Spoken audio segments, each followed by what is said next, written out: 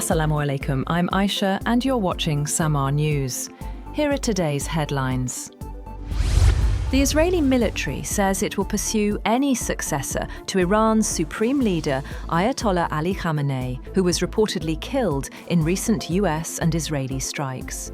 In a message posted in Farsi on social media, Israel warned it would also target anyone involved in appointing a new supreme leader. The warning comes as Iran's clerical body prepares to meet to select the country's next leader.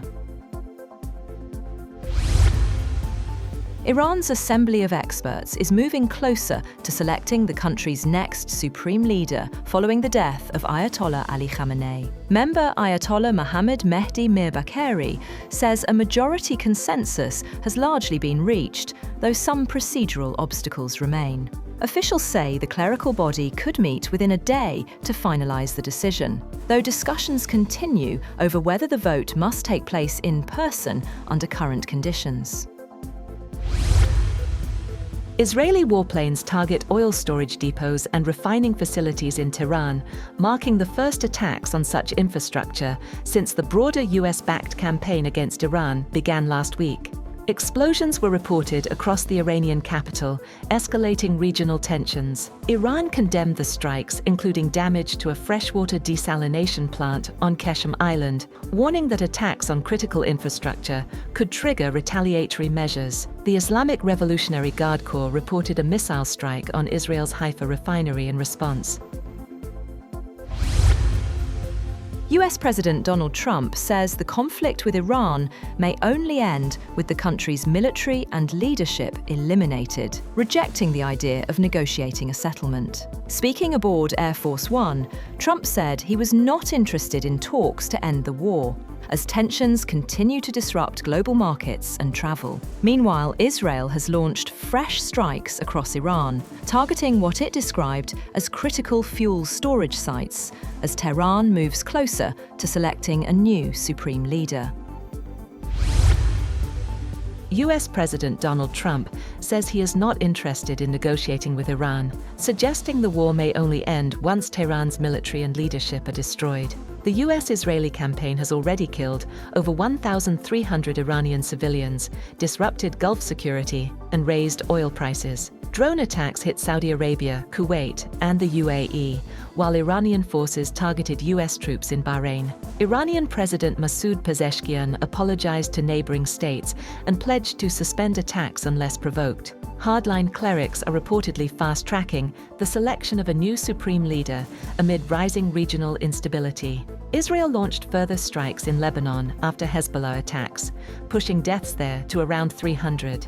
The Strait of Hormuz remains effectively closed, disrupting global shipping. Saudi Arabia has warned Iran against further attacks on its territory or energy infrastructure, signaling possible military retaliation if strikes continue.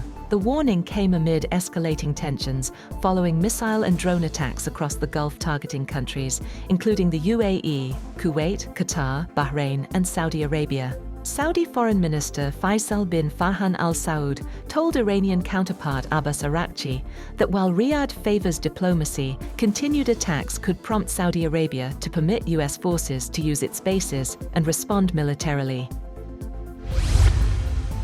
Chinese Foreign Minister Wang Yi slams ongoing US-Israel military strikes on Iran, saying the offensive should never have happened and urging an immediate return to negotiations.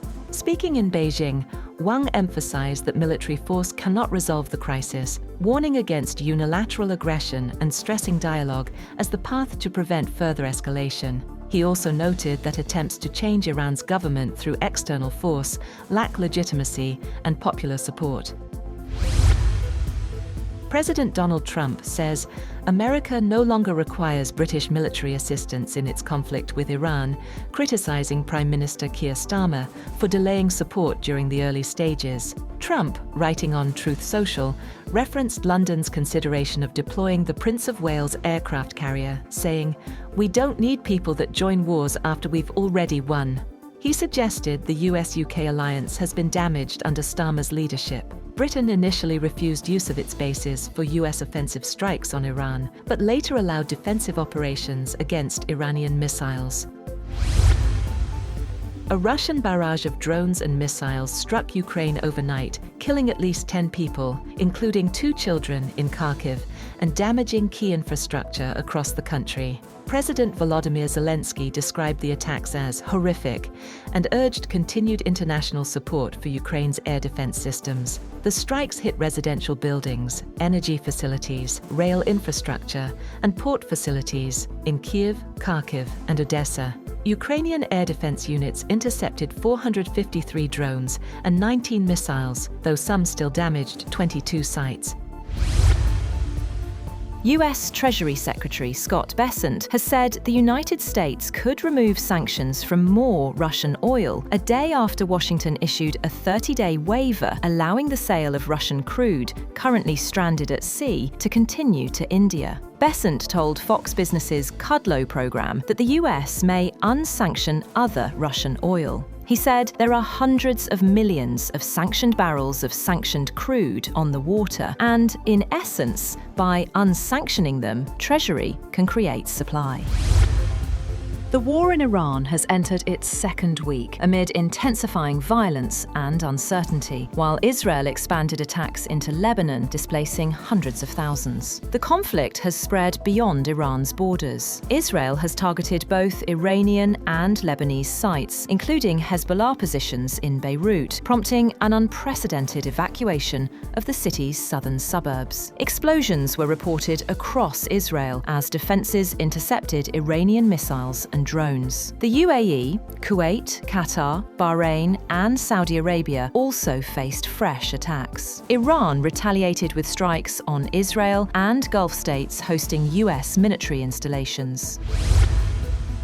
The United States Central Command has alleged that Iran carried out attacks on 12 different countries and deliberately targeted civilians. The CENTCOM commander said Iran used attack drones against residential areas in Bahrain and conducted 7 drone strikes on residential neighborhoods. According to the CENTCOM, Iran intentionally targeted civilian populations in the Middle East, adding that the attacks on civilians in the region are unacceptable and will receive a response. That's all for now. For more updates, visit www.samaa.tv. Thank you for watching SAMAA News.